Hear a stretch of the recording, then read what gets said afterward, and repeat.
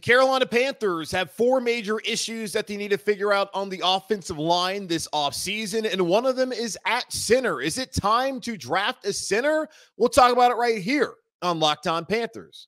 You are Locked On Panthers, your daily Carolina Panthers podcast. Part of the Locked On Podcast Network, your team every day.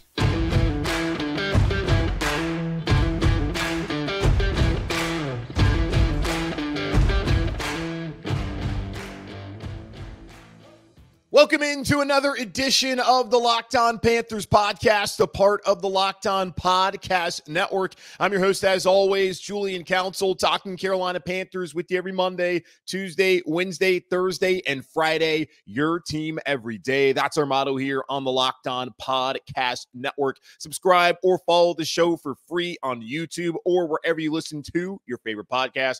And be sure to follow me, Julian Council, on Twitter at Julian Council, where on Fridays throughout the offseason, I'll be answering your weekly Friday mailbag questions right here on the show, either at me or DM me over on Twitter at Julian Council to get your questions in for this week's edition of the weekly Friday mailbag right here on Locked On Panthers. This episode of Locked On Panthers is brought to you by Prize Picks. It's the easiest and most exciting way to play daily fantasy sports. Go to prizepicks.com/LockedOnNFL and use code all in lowercase LockedOnNFL for a first deposit match up to $100. It is Super Bowl week over in Las Vegas, but we're focused on the Carolina Panthers offseason as the Panthers have finalized their deal for Dave Canales as their head coach, Dan Morgan as their president of football operations and general manager, and Brant Tillis as their executive vice president of football operations, handling the salary cap and contracts moving forward. He is my main player right now as Carolina Panthers are about a month and a half away from the new league year starting here in the NFL. And they have some decisions to make as far as what they're going to do with some contract, but especially what they're going to do on the offensive line as we continue our series of fixing the Carolina Panthers offensive line this offseason. I already talked about Ike Ekwonu and the left tackle problem. I'm going to put that in quotes here on YouTube if you believe there is a problem. And last year, the way he played certainly was problematic for the Carolina Panthers. And trying to figure out where to go forward can also be problematic. Had that episode a couple weeks ago on yesterday's show. Talked about Taylor Moton, who has a $29 million cap hit, along with Austin Corbett has a $10 million cap hit, fifth highest cap hit on the team, back-to-back knee surgeries.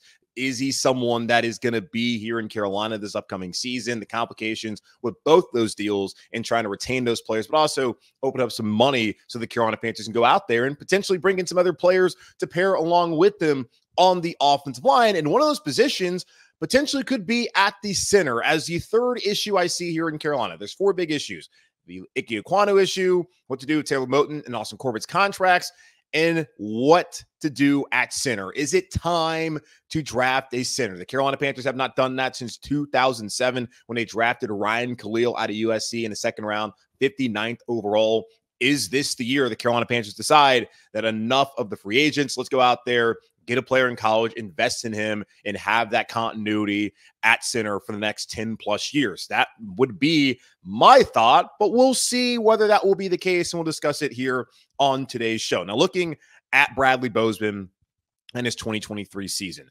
Bradley Bozeman is somebody who I felt like in the 2022 offseason, heading to that season, could be one of the most important players for the Carolina Panthers, just knowing that the Panthers struggled at center with Matt Paradis, Pat Elflein. He was still in Carolina, but he was not seen as the top option for the coaching staff and for a lot of people out there observing the team. Now, Elflein won the job at a camp primarily because Bradley Bozeman had an ankle injury, but once Elflein went out with a season-ending hip injury, Bozeman took over the Panthers with Steve Wilkes as their interim head coach, went to a downhill rushing attack, and he was excellent for them, which led me to believe last offseason that he was one of the priority free agents, if not the priority free agent for the Carolina Panthers, and they signed him to a 3-year deal, really a 2-year deal, as the out in his contract is not until next offseason, and I was elated by that. But watching Bozeman this past season, the Trench Mafia, he partnered with 704 Shop for those t-shirts. They were not much of a Trench Mafia at all, as there was a litany of injuries, and Bozeman did not play well considering the circumstances that he had to step into week in and week out here in Carolina. And it's disappointing for a player who I felt was an important player. And I think a lot of people felt like was an important player, a player who played at a high level the year prior, at least considering what the Carolina Panthers have been dealing with the last couple of years since Ryan Khalil left Carolina and at the center position where they've had some lacking play and players have not been able to stay healthy. Bozeman has stayed healthy once he's been out there on the field for the Panthers. I felt good about him. I felt good about the offensive line as a whole. There's a reason why we're talking about how to fix the offensive line, because players like Bradley Bozeman did not play well enough in 2023. He played 1,148 snaps. That was third among centers in the NFL. So durability is not a question when it comes to Bradley Bozeman. He was penalized 5 times. He allowed 8 sacks, according to Pro Football Focus. That was the most sacks allowed by any offensive lineman in the NFL. Sorry, any center in the NFL. So 8 sacks allowed, the most among centers in the National Football League in 2023. He allowed 32 pressures, which was 5th most among centers in the NFL as well. Looking at his Pro Football Focus grades, he graded out 62.2 overall, ranking 21st among 36 qualifying centers. If you look at, no, actually, hold off on that. He was 48.9 pass blocking grade. That was 29th out of 36 centers, 67.5 run blocking grade, 18th out of 36 centers. And if you want to look at players who played a ton of snaps, guys who played at least 80% of the snaps this past season, Bozeman was 16th out of 20 centers with his overall grade. He was 18th out of 20 in his pass blocking grade, and he was 13th out of 20 in his run blocking grade. So among the centers that played the bulk of the snaps in the NFL this season, he was in the bottom, quarter, the bottom fourth of all those players this past season. Did not have a great year. Compare his season to 2022 rather. His grade was a 63.1. That was above the 62.2 we had overall. Still not necessarily the best, but much better. His pass blocking grade was a 53.3 compared to a 48.9. His run blocking grade was a 67.3 compared to a 67.5. 680 snaps played, 4 penalties, 2 sacks allowed. Basically, according to Pro Football Focus, in those numbers, was the exact same player, but the guard situation around him was stable. As you recall, and as I've said, and many people have said ad nauseum at this point in time, the Carolina Panthers played 7 different left guards, 8 different right guards this past season. Continuity is so important on the offensive line. Looking at the 2021 season where the Carolina Panthers were throwing out guys like John Miller, Pat Elflein, Cam Irving, Dennis Daly, not the most talented bunch, but having to start 13 out of 17 games, a different offensive line combination, that is not going to lead to success. If they had continuity, they would have played better. They would not have been a good unit, but they would have been a much better unit than what we saw in 2021. Then in 2022, when you saw Bozeman play all those snaps after Elflein went down, and you saw Moten play all the snaps all season long, same thing with Corbett until he went down with the ACL in week 18. Christensen was the same way until he went down with the broken leg in week 18. Ike Ekwonu, he had continuity. He had 2 different starting combinations. You saw this past season, I don't even know the number of starting combinations, but I know the amount of combinations the Panthers had at guard, and it was a lot. If you have that kind of issue, especially for someone playing center where communication is key, like he's a central part of the communication, him and Bryce Young calling out protections. When you have someone different on your right and on your left every single week, it's going to be hard for you to play well. But what the Carolina Panthers needed out of Bradley Bozeman was to be an anchor. Like what we saw with Taylor Moten this past season. He was an anchor out there at right tackle, only allowing 1 sack all season long. Ike Ekwonu was not that at left tackle, having to play next to 7 different left guards. Bradley Bozeman, his situation far more complicated with the amount of change next to him at the guard spots. He was not able to elevate his play and elevate the guys around him and help the Carolina Panthers win games this past season. So he was responsible for 8 of the 62 sacks that were allowed on Bryce Young this season. Now, not all of those were on the offensive line, but he gave up 8 sacks this past season, the most among centers in the NFL, according to Pro Football Focus. That is a situation that is not tenable moving forward if that's how he's going to play. The overall grade, the pass blocking grade, the run blocking grade, all look the same, comparatively speaking, from 2022 and looking at 2023. But this past season clearly was not Bradley Bozeman's best, and you have to wonder if it's time to move on from him and bring in a younger player. So who could some of the younger prospects be when looking at the center position in the upcoming 2020-24 draft? We'll talk about that here in just a moment on Locked On Panthers. Whenever the game clock stops, that's time to order in with DoorDash. Order pizza, wings, soda, burgers, or even just buns on DoorDash and get it all delivered without missing the game. Score football season's best deals on groceries, restaurants, retail, and more. All your favorite restaurants and stores from retail to grocery are on the app, so you can shop everything you need to get game day ready. Stock up on your favorite appetizers and order all your tailgate gear on DoorDash. Then get ready to watch your team win. And on Sunday, I know where I'm going to be going with DoorDash. Going to be getting some Hawthorne's pizza and take it over to my Super Bowl party. Cannot wait. And I encourage all of y'all to use DoorDash this upcoming Sunday for Super Bowl Sunday. Get 50% off up to a $10 value when you spend $15 or more on your first order when you download the DoorDash app and enter code LOCK23. Subject to change. Terms apply. That's 50% off up to a $10 value when you spend $15 or more on your first order when you download the DoorDash app and enter code LOCK23.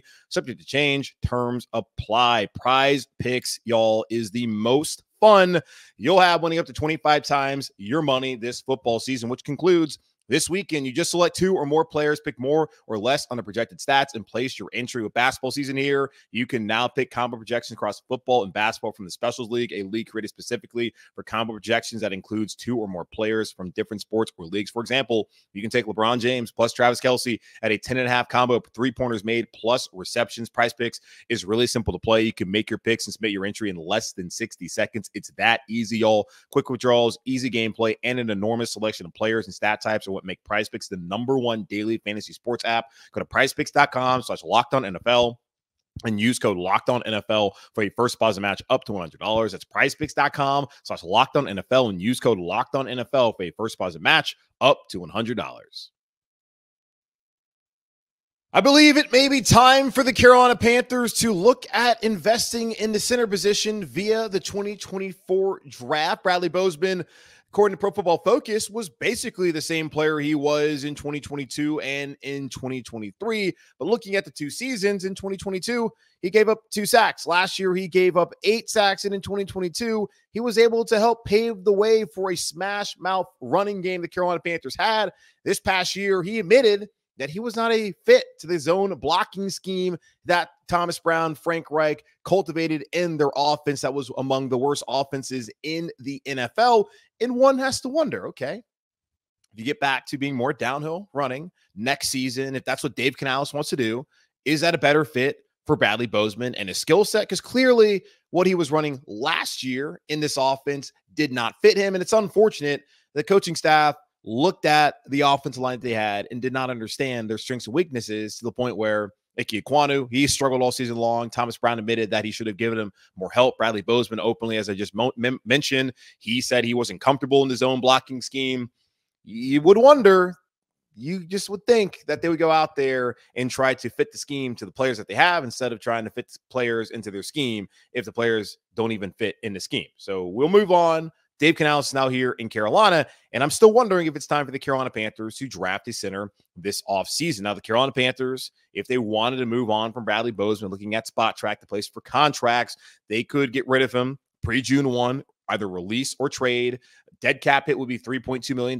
They would be able to save $4.3 million against the salary cap. If they wanted to wait till post-June 1, they would split the dead cap, be 1.6 in 24, 1.6 in 25. Then they would save even $6 million against the salary cap. That is an option. They can get some money back if they want to let Bradley Bozeman go in free agency and have him go some other place, whether it's cutting him or if it's trading him.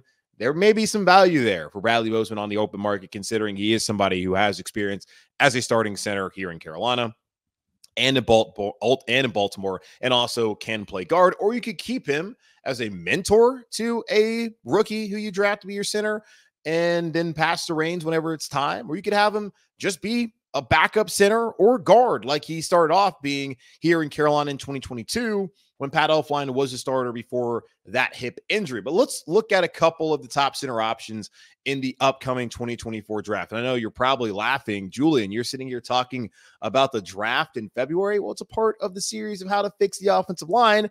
And one of those avenues is to look at the draft. Now, Mel Kiper Jr., he has his top 10 draft eligible centers that he has, and he has Graham Barton, number 1 out of Duke. And Graham Barton actually played tackle at Duke. But Mel Kiper Jr., much like you saw Ike Ekwonu, he sees him as an interior offensive lineman. He has Graham Barton as the number 1 rated center. Pro Football Focus on their big board has him as a number 45 rated overall player in the draft. Jackson Powers Johnson is his number 2 ranked center out of Oregon, probably the best center in this draft. PFF has him number 22 on their big board. He was the number 1 rated center according to Pro Football Focus in 2023. He was number 4 in 2022. An outstanding player. You look at his PFF grades, it's not just he's number 1 overall in his overall rating. He's also number 1 in pass block. Oh, he's like, I think actually he was number 2 in pass blocking. It was number 1 in run blocking. That is somebody that the Carolina Panthers absolutely would love to have. The problem is right there, looks like he's going to be a first-round pick. Now at 33, could he be there? If some teams decide that they're not looking for an interior offensive lineman, typically you're looking for some tackles.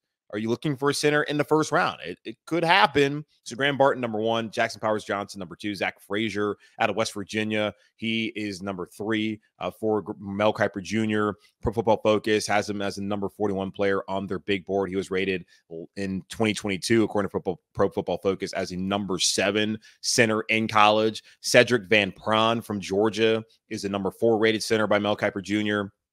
Pro Football Focus on their big board has him rated as the 114th player last fall at UGA. He was the number 8th rated center in college football. The number 5, Matt Lee, out of Miami, was at UCF and transferred to Miami. He's not listed for whatever reason on the PFF big board, which is kind of crazy. He was a number 6 rated center in college football this past season, according to Pro Football Focus. He was number 3 in the country with his pass blocking grade. Watched plenty of Miami games this past season. He was excellent. If you watched the game where Miami didn't kneel the ball and lost to Georgia Tech, he was the guy on the sideline who was in tears saying, "What the F are we doing?" Like, that is a guy who clearly cares, but that's also a very good player. Graham Barton, Jackson Powers Johnson, Zach Frazier, Cedric Van Pran, Matt Lee. Like, I watched more Barton and Powers Johnson, Van Pran, and Lee than ever Frazier. The only West Virginia game I watched was a Tar Heel Bowl game, and I'm not even sure if that guy even played in the game, knowing how guys like to opt out nowadays. You give me one of those guys, either in the first round, second round at 33, or in the third round at 65.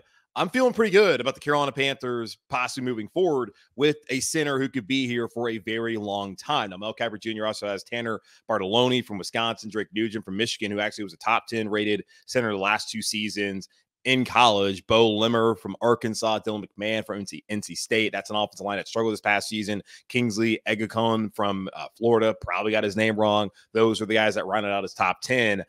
I just think if Barton's there, if any of these guys are on that board, you have to think long and hard. And it's difficult now, not having gone through free agency, to definitively say what the Panthers should do at 33. I would think right now, most fans would say, go out there and get a wide receiver. And I would agree with them that that is absolutely a position the Panthers need. The Panthers also need an edge rusher to go complement Brian Burns or be insurance policy if Brian Burns is not going to stay here in Carolina. It'd be nice to get another corner to pair with J.C. Horn if Dante Jackson's not going to stick around. He has a pretty high salary cap number. It's something I want to discuss on a future show. And, the injuries with both those guys, you can't really rely on them to be there all season long. C.J. Henderson's no longer here. That experiment that did not work out. We'll see players like Troy Hill come back with Ejiro Evero coming back as a DC here in Carolina. There are other ways the Panthers could address their needs at 33 outside of just getting a wide receiver. And I do think looking at the offensive line and getting a center would make a lot of sense. So why the draft, Julian? Well, have you looked at how some of these free agents have played the last couple of years for the Carolina Panthers? You want to build your team through the draft, fill the holes through free agency, and they've tried to fill the hole at center through free agency, but that has not gone well the last couple of years. We'll look at some of the free agent centers that have come to Carolina since Ryan Kittle left town and come to a conclusion if it is time for the Carolina Panthers to draft a center here in just a moment on Locked On Panthers. This next segment is brought to us by our sponsor, BetterHelp. Sometimes we all need the opportunity to get something off our chest, big or small. Certain things can really start to get to you. It's important to let that out, especially to someone who's unbiased on your life. So today, I want to say how I really feel about something. You might even be thinking about the same thing this week. And well, for me, I'm just kind of tired this week. It's already been a long week. Ready to get to the weekend, ready for the Super Bowl on Sunday. Therapy can be different for everyone. Most of us have bigger problems in our favorite sports team, and it's important to get those things off your chest every once in a while. If you're thinking of starting therapy, get BetterHelp a try. It's entirely online, designed to be convenient, flexible, and suited to your schedule. Visit BetterHelp.com/lockedon today to get 10% off your first month. That's BetterHelp, HELP.com/lockedon. One of the issues the Carolina Panthers have had the last couple of seasons, one of the reasons why Scott Fitterer is no longer here in Carolina, is that he's done a poor job of evaluating talent via free agency and also evaluating talent via the draft. The Panthers have missed out on a ton of players, and even players that they took with their first or second pick in those drafts are not panned out to be big-time players for them, whether it's just been they get phased out because of scheme, or they end up just not being a player to help out at all, or it's because of injury. The Panthers have missed out on a ton of players. I think the best way to build a team, and most teams have done this that have success in the NFL, is to go out there and draft your team, then fill the holes through free agency. You don't want to have your entire roster built on free agents. You don't want to be spending all this money with the salary cap league. It's not possible to do that. This is not college where the transfer portal is out there. You can go out there and pay guys all this money. There's a salary cap, and the Carolina Panthers and everybody else have to adhere to the salary cap. I know people like to say around this next month coming up that the salary cap's not real. It is real. The Carolina Panthers now have someone at Brant Tillis who's going to help them maneuver that and hopefully make it seem like it's not real here in Carolina. But they spent the last couple of years bargain hunting when it came to trying to find centers once Ryan Khalil left. The Carolina Panthers have not drafted a center, as I mentioned before, since 2007 when they took Ryan Khalil out of USC, 59th overall, and he was a 5-time Pro Bowler for the Carolina Panthers, 2-time All-Pro. He was excellent. He was a player until the later stage of his career here in Carolina, was always out there on the field, had the neck injury, and once that happens to you, it's really hard to be consistent, to be out there on the field, and unfortunately, he was not.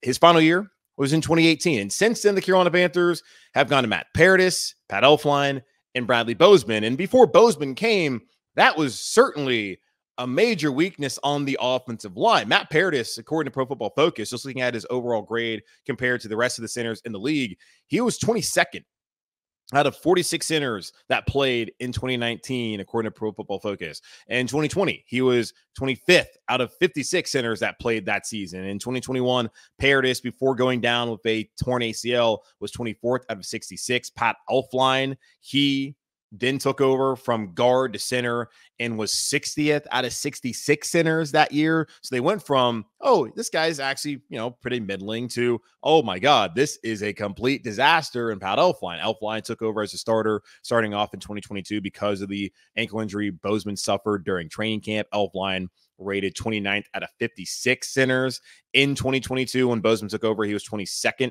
out of 56. Then last year, 21st out of 36. So Bozeman was a tick better than Paradis, and also he was more available than Paradis. Paradis in 2019 was coming off a broken leg suffered in Denver, did not play that well that season. It felt like he played better in 2020.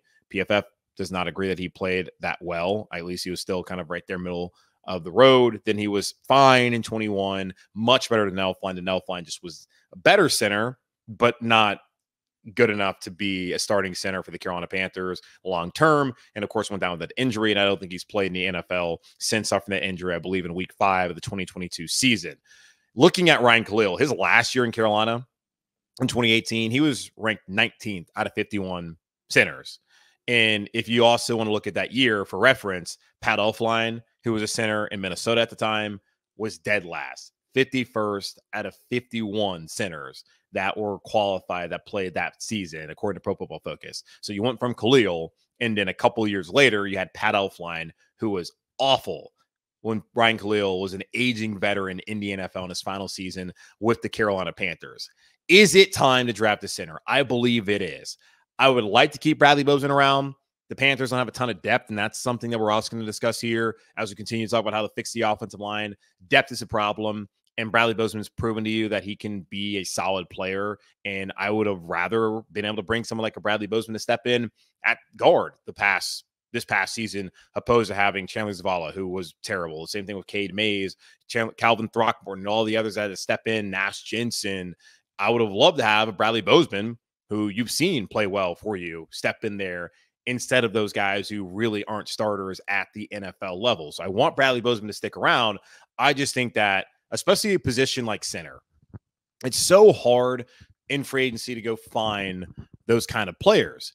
And you're seeing in the NFL, like if you got a really good wide receiver, and it may change because of the wide receiver contracts that you're only going to, in also the amount of talent that's coming in at a college. So probably this is not the best example, but you're going to see that you only, okay, let's find another example. Left tackle. There are not that many left tackles in the NFL that you really truly believe are outstanding players.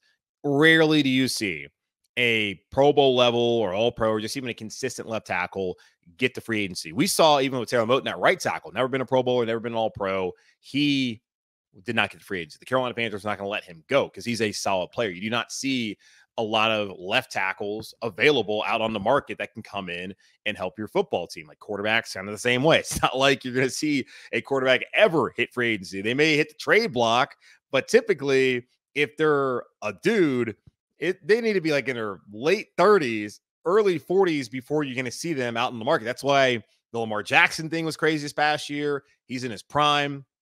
No one was interested. Of course, Deshaun Watson was in his prime, and he's not played well since he got to Cleveland. Karma. But that was a rare situation, and that you had to trade 3 first-round picks to get him. The Cleveland Browns did. So it's rare that you see players from those premium positions available in free agency. Defensive end, kind of the same case when it comes to edge rusher. Center, you don't see a lot of centers hit the market. And it's an important position because that is a guy who touches the football every single play, like the quarterback, communication with your quarterback, having that continuity there is so important. Calling out protections. The center position is something that I feel like a lot of times is overvalued, but it shouldn't be overvalued, at least by fans. Now, I think NFL personnel and people who understand football all understand, not to say you guys don't, because of course you do. They all understand how important the center position is and how everything can break apart on your offensive line when you don't have a proper center. I do think the Carolina Panthers, who had one for over a decade, and Ryan Khalil need to go out there in the draft and go get another center. If you want to start Bozeman one more year, you can get out of the deal next offseason, fine. But I do think it's time to go out, get a young center, develop that player, and hopefully have that player be here for the next 10 years or so, as I accidentally hit my computer for all the folks watching on YouTube. It was a couple years ago, I think during the 2022 draft, when the Panthers were sitting up there at, what was it, 8th overall, when they took J.C. Horn. We were discussing potentially should the Carolina Panthers go out and draft Tyler Linderbaum from Iowa, and 8th overall would have been too high. What has he done so far for the Ravens? He's been an outstanding player. And there's some questions about him, like with Garrett Bradbury from Charlotte, played NC State, who is more of an undersized guy. He's struggled at times up in Minnesota, where Linderbaum, same body type, coming from Iowa. Those guys, they don't get to the NFL and become bust. I'm sure there's one or two that have, but Linderbaum's gone up to Baltimore, and he has been an outstanding player for them. It would have been nice to be able to be in position to take a player like him. And it would be nice to have a player like Jackson Powers Johnson come to Carolina, or maybe even Graham Barton, who would have to learn the center position. It's something that they'd have to teach him. And if you want to have him come in here, be a backup guard or tackle, be really you're just a swing player, 6 offensive lineman his rookie year, and have him learn how to play center, then phase out Bradley Bozeman, I'm all for it. Now, do you want to use pick 33 on that, or do you want to use pick 65? Because I had mentioned Panthers, they have more needs than just wide receiver, potentially used at 33. And I was reading Mike Kay of the Charlotte Observer, his recent mailbag, and he was talking about regardless of what position the Panthers select in the second round, the prospect should impact the Panthers passing game or the opponent's passing game. So that could be protection, like a center, pass catching playmakers, of course, like a wide receiver, tight end, or coverage / pass rusher. So that's finding someone to be the partner next to J.C. Horn or opposite of J.C. Horn for the years to come, and to find somebody to potentially be insurance policy or the partner alongside the offensive line of scrimmage, rather, on defense for Brian Burns. Center, wouldn't rule it out at 33, probably more likely at 65, but it's hard to know without having gone through free agency. So how to fix that issue at center? I think it's time to draft one, develop one, and then hope that guy will be here for the next 10 plus years in Carolina. That's going to wrap up this edition of the Locked On Panthers podcast, part of the Locked On Podcast Network, hosted by yours truly, Julian Council. Again, y'all subscribe or follow the show for free on YouTube or wherever you listen to your favorite podcast. And be sure to follow me, Julian Council, on Twitter at Julian Council, where on Fridays throughout the offseason, I'll be answering your weekly Friday mailbag questions, either at me or DM me to get those questions into me today. In the meantime, be safe, be happy, be whole. As always, keep pounding, and I'll talk to y'all on Thursday.